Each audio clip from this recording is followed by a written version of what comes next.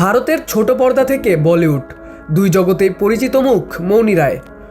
সম্প্রতি দাম্পত্য জীবন ঘিরে নতুন করে চর্চায় উঠে এসেছেন তিনি। গেল কয়েকদিন হলো স্বামী সুরজ নাম্বিয়ার সঙ্গে তার সম্পর্ক ভাঙনের গুঞ্জন এখন সোশ্যাল মিডিয়ার ট্রেন্ডিং।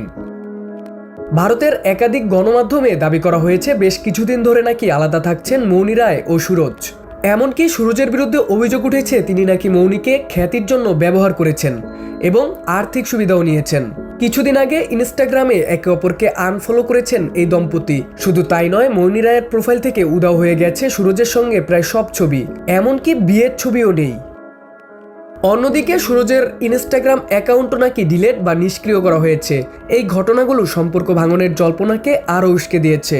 2019 সালে নিউ ইয়ার্স ইভে দুবাইয়ে প্রথম আলাপ, তারপর প্রায় 3 বছর সম্পর্কে থাকার পর 2022 সালের 27 জানুয়ারি গোয়ায় ধুমধাম করে বিয়ে করেন তারা। বাঙালি ও মালায়ালি রীতিতে সম্পূর্ণ হয়েছিল সেই বিয়ে।